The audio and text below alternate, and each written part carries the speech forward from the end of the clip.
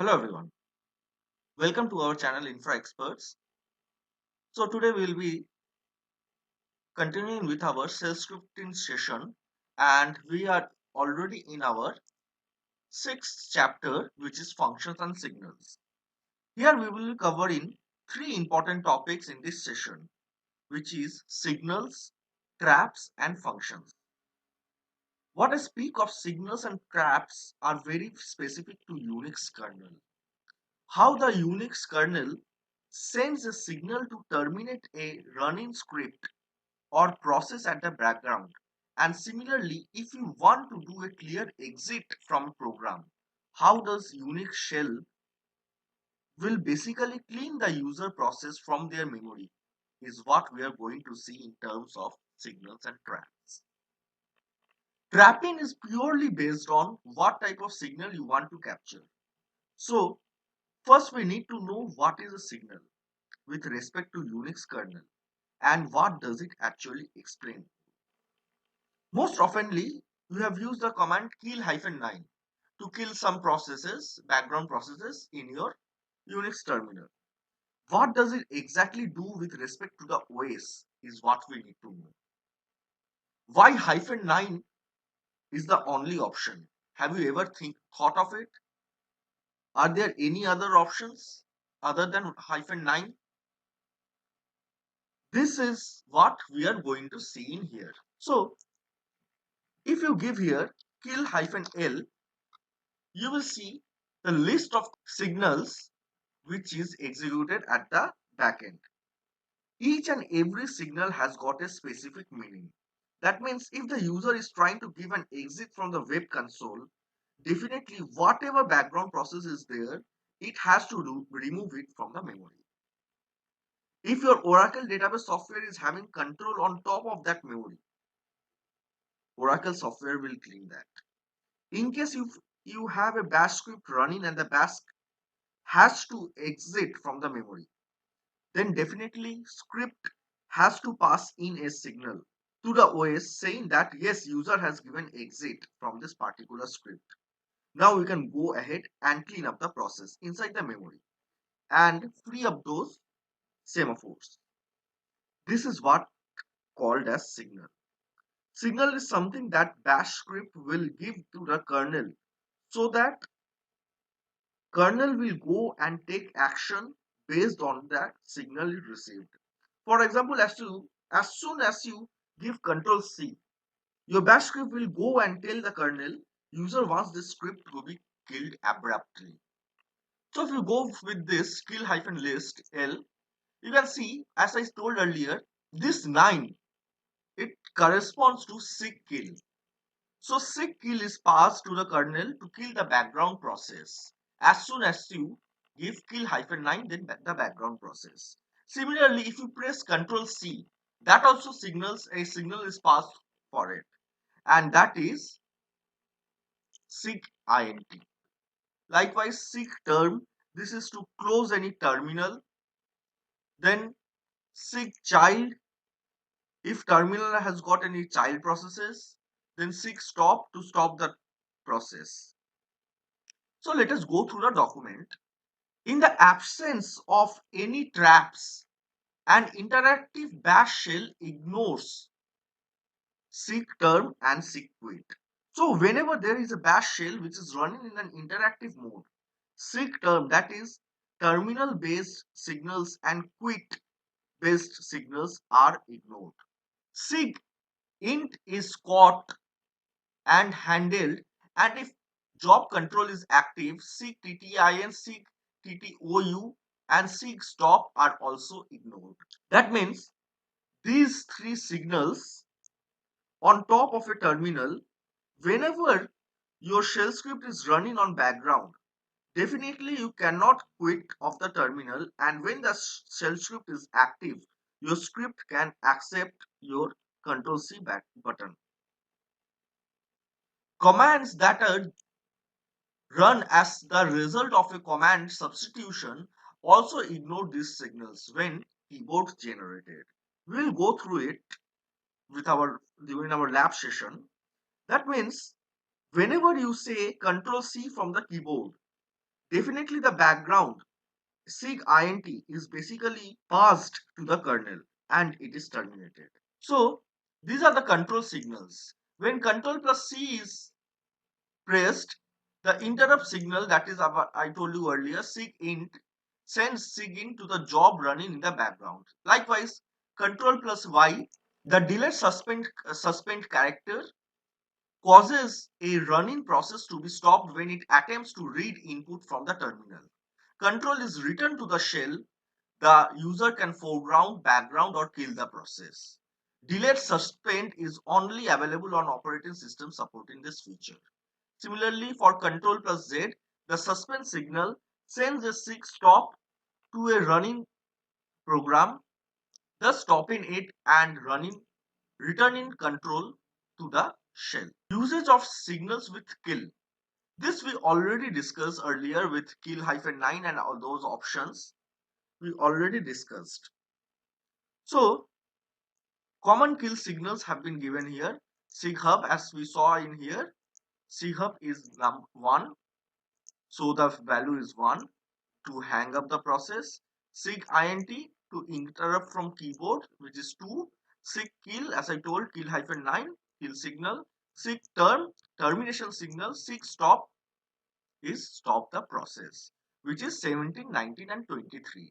So like this we have 64 signals available. Next is traps. There might be situations when you don't want users of your scripts to exit untimely using keyboard abort sequences. For example, because input has to be provided or cleanup has to be done. The trap statement catches these sequences and can be programmed to execute a list of commands catching those signals. For example, you're running a very important script and somewhere user has given Control C mistakenly in the process of running the script. The flow of the complete script will be terminated and the script won't complete its desired task. Now, how can you make sure whenever user tries exiting using Control C from the tool, the user will be refrained to take the action? Trap is the command you can use in here. So trap is the command you can use with the script in case if you want to take the control on top of the signals that are passed from the shell to the kernel. So before the signals are passed from the shell to the kernel, those commands signal has to bypass this trap. So this is the syntax. As I said, whenever you run an interactive shell, as soon as you say Control C, it has to first pass through bash shell and then bash shell has to pass it to the kernel. But now when you use trap, as soon as the signal is received by the bash, first the bash will send the signal to the trap. Then command, this action will be performed first and then based on what is this action, whether command has to be carry forwarded or not is what it basically decides. So the signal Control C is taken by the trap but not passed to the kernel. So let us check with one basic script. In here, I'll just edit it.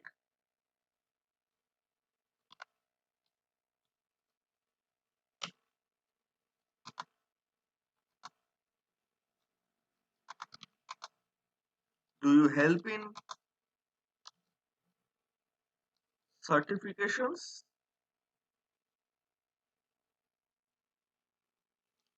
Yes or no?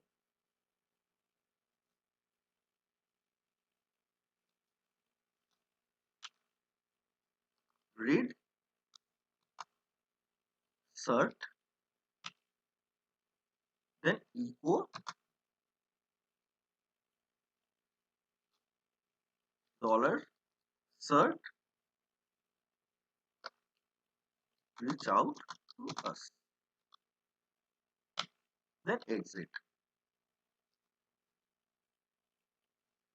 I'll just change the execution for this.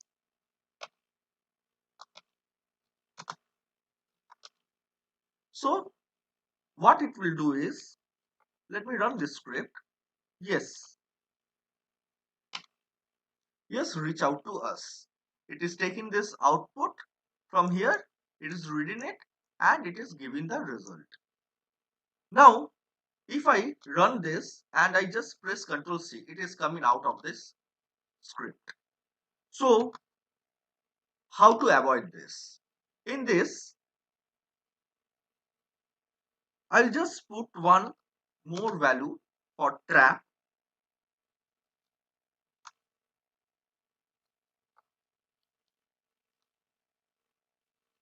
Ctrl C cannot be used. Then I will give the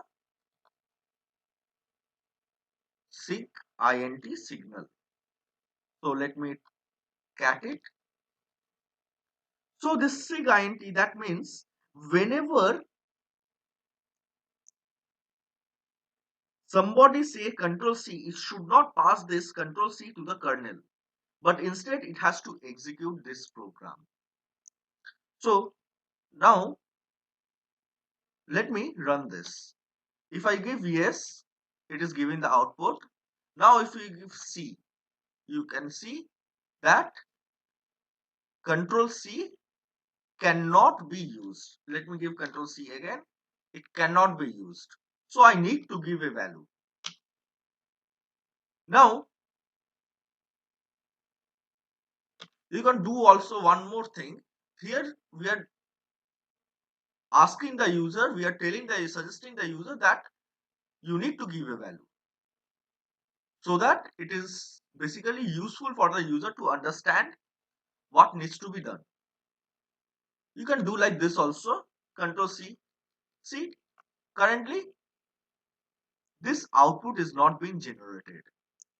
Simply I'm getting some value in here. So I didn't give anything in here. I just asked, do not exit from the script, whatever happens. And that is getting performed in here. Next, let us go to our topic, which is functions. So functions is something that we use when we have a repetitive jobs to be performed.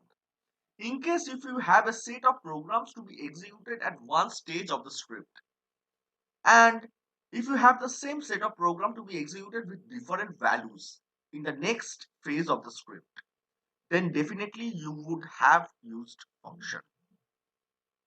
User-defined functions are very important in shell scripting because you might get a necessity of doing the same set of program again and again whenever it has to be repetitive and required in the phase of executing the script.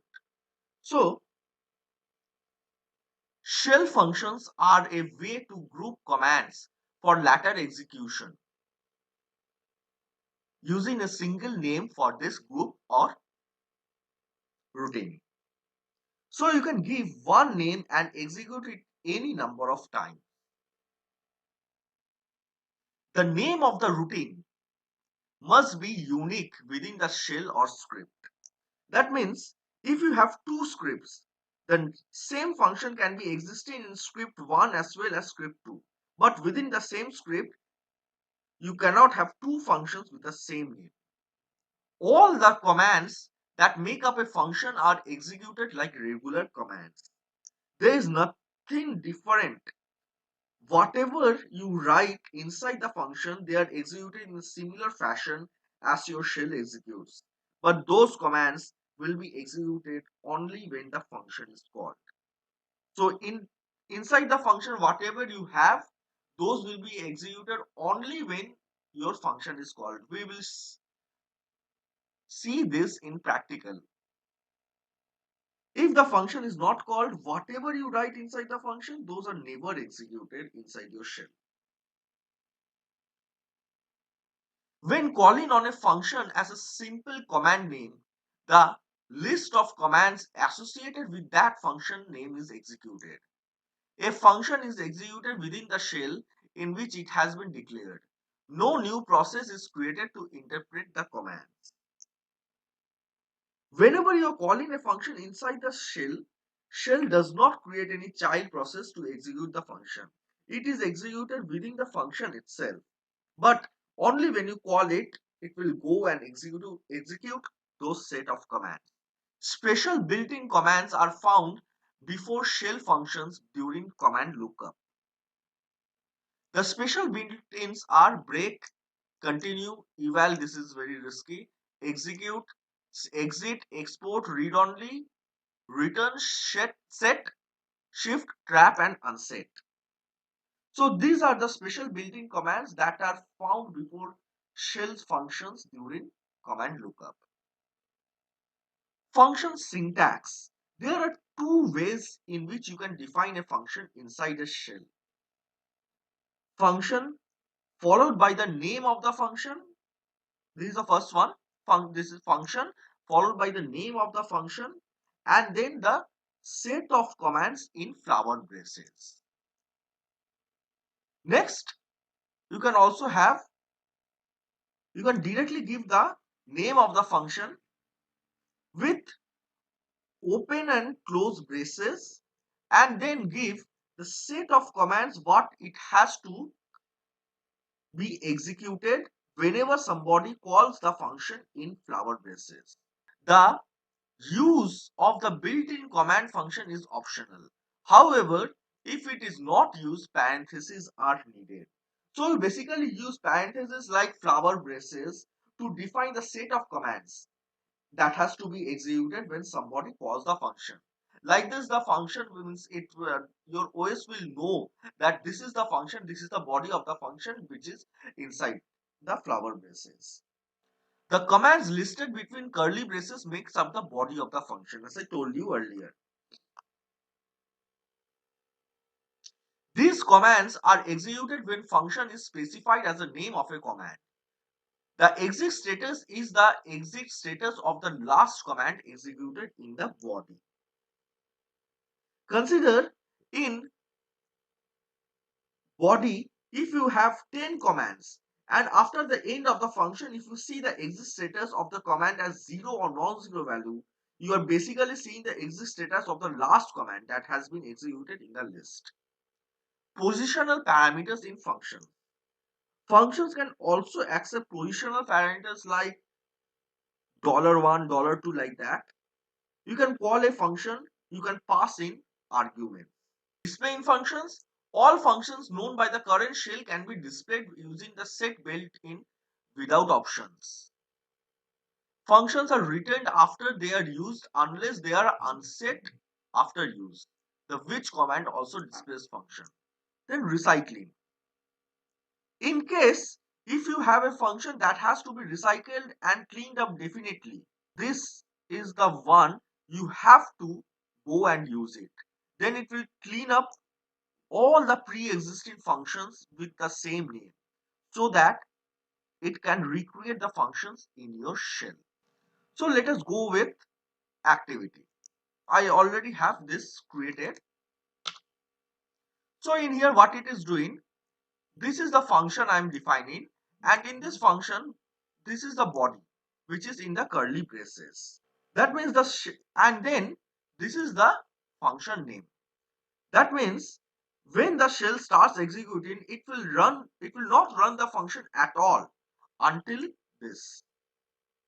And then after this list DB is found, it will execute the group of commands that has been given in here. So this will be executed afterwards. And in this if clause, what it is given, if this file exists, then I need to cat etc oratabs. So let me cat it first. So this is catting. Now what it is doing, it will be removing every line with hash value. So every line with hash value has been removed. So till here everything is in hash. So those have been removed.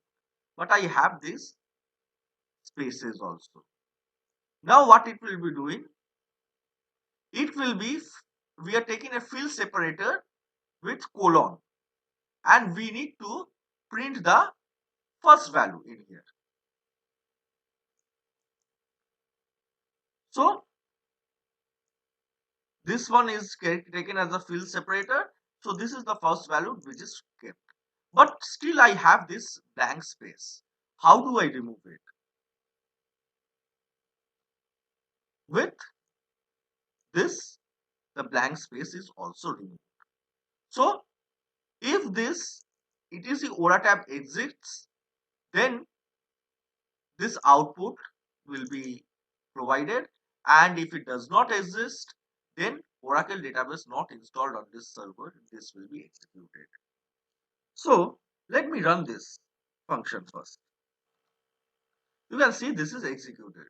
Now let me go ahead with root and move this Ora tab, rename this Ora tab first.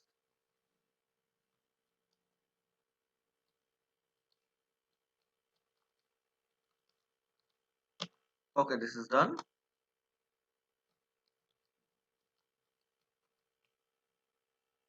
Now run this program.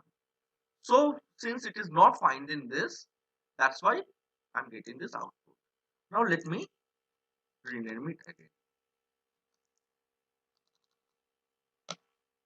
Now one more thing you need to remember is that, let me type this in here first.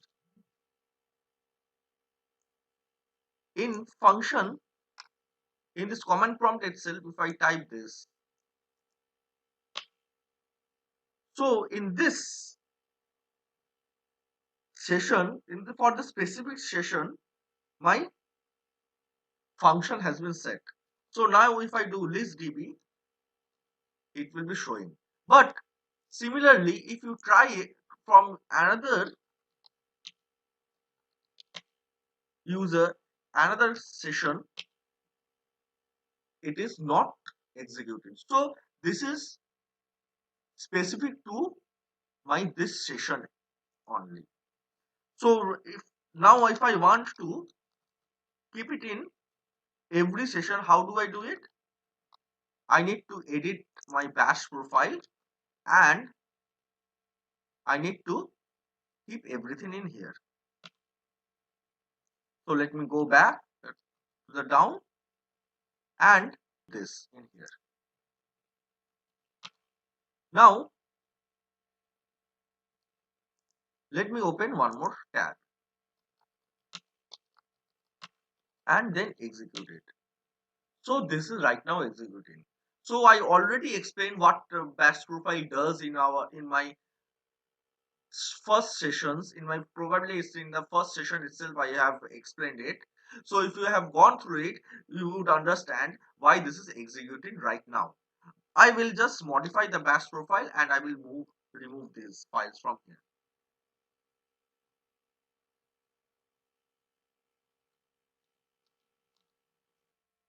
So this is one of the way of calling your function. As I told, this was the function which we saw. Now let us see one more example with this. List cert as it is in here, then give me the